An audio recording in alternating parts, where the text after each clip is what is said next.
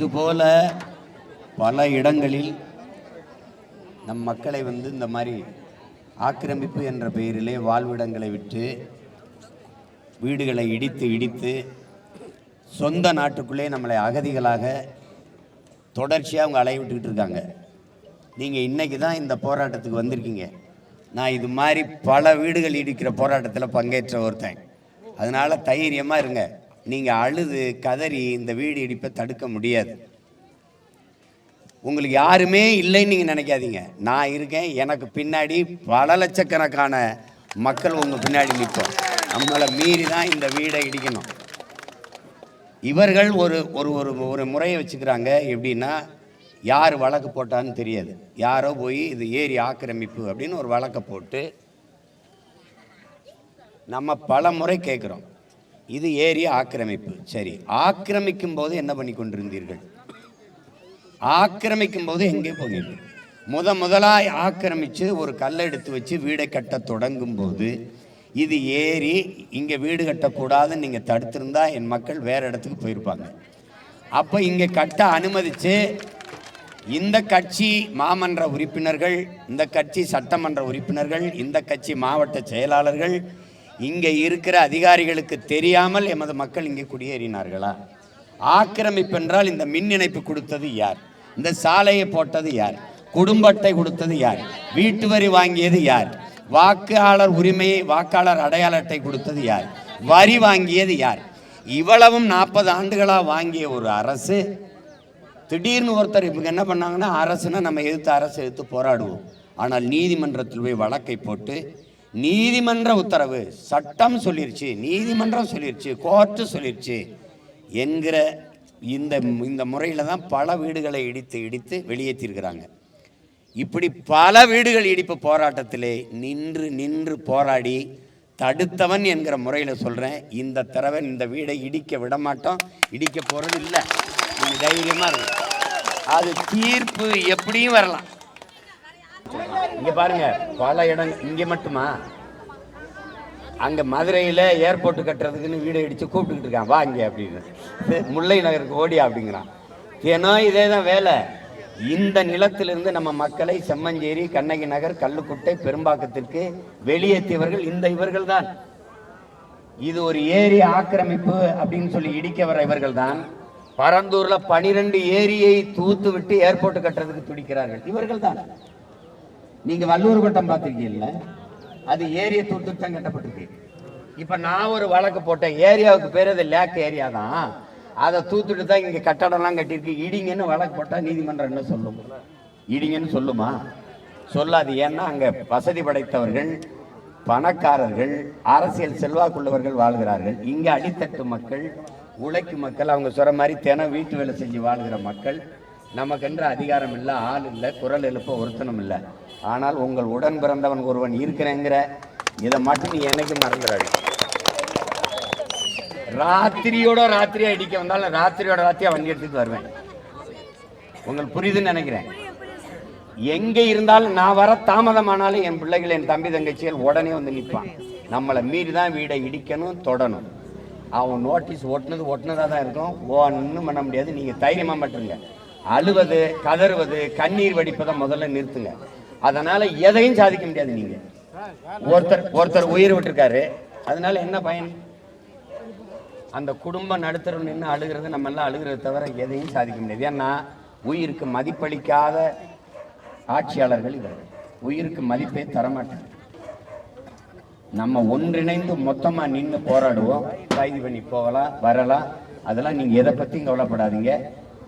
நீங்க 4000 பேர் இருக்கும்னு நினைக்காதீங்க. நாங்க பல லட்சம் பேர் உங்க பின்னாடி நிக்கிறோம்ங்கிறத மட்டும் மனசு வச்சுட்டு தைரியமா இருக்கு. அழாதீங்க. அழுது புலம்புறத முதல்ல கைவிடுங்க. உறுதியா நில்லுங்க. இடிக்க முடியாது. இடிக்க தொடங்கினா அடுத்த நொடி நான் இங்க நிற்பேன். நீங்க எதை பத்தியும் கவலைப்படாதீங்க, பார்த்துக்கலாம். தைரியமா மட்டும் இருங்க. யாரு வந்து கேட்கல, யாரு வந்து கேட்க மாட்டாங்க. கேட்கறதுக்கு தான் நாங்க இருக்கோம். நான் இருக்கேன். நீங்க எதுக்கு கவலைப்படுறீங்க? தைரியமா இருங்க. பல வீடுகளை இப்படிதான் இடிச்சாங்க. அங்க ஓடி போய் நின்று போராடி தடுத்துருக்கேன். இதையும் தடுப்பேன். நீங்க நம்பிக்கையோட இருக்கு.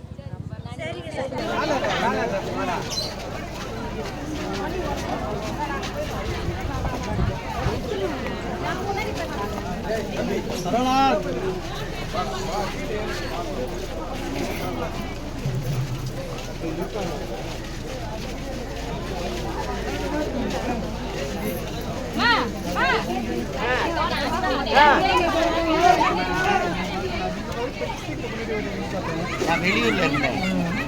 வெளியூர் போயிட்டு 20 சந்தோஷமா இருக்கு. மக்கள்கிட்ட சொல்லுங்க, இடிக்க முடியாது, நம்ம நம்பி இடிக்கணும்.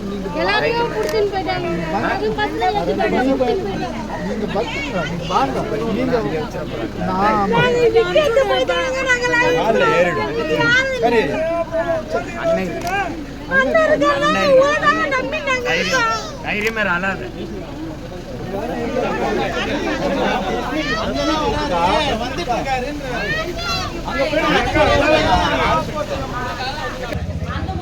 அந்த பெருநேரம் போடு கீழே கீழே அது அவங்க கையெழுத்தே கிடையாது, அவங்களாம் போட்டுக்கிட்டாங்க.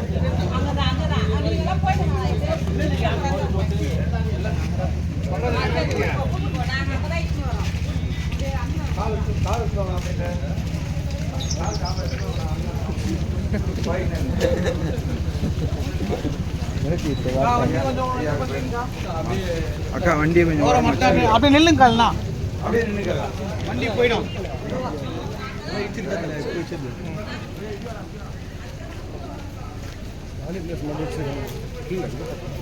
இதெல்லாம் இப்ப இடிச்சதா? இதெல்லாம் இப்ப இடிச்சது இடிச்சது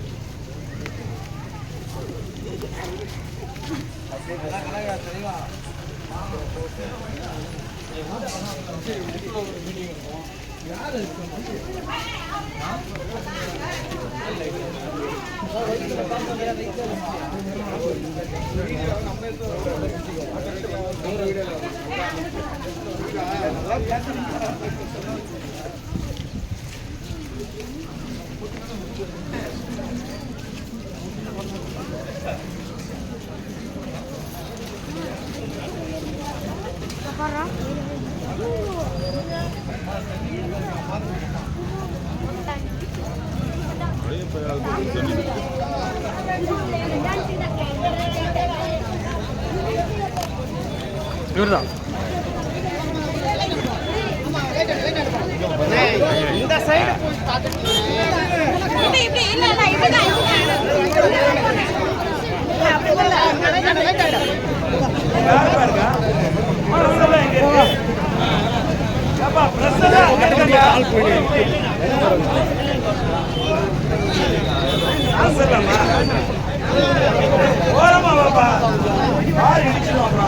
தம்பி எடுங்க, நான் ஓரமா திரும்ப இடத்துல வராதிங்க. இந்த மாதிரி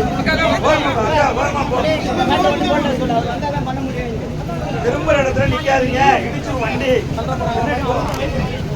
கை ஓரமா ஓரமா வேண்டாம் ஓரமா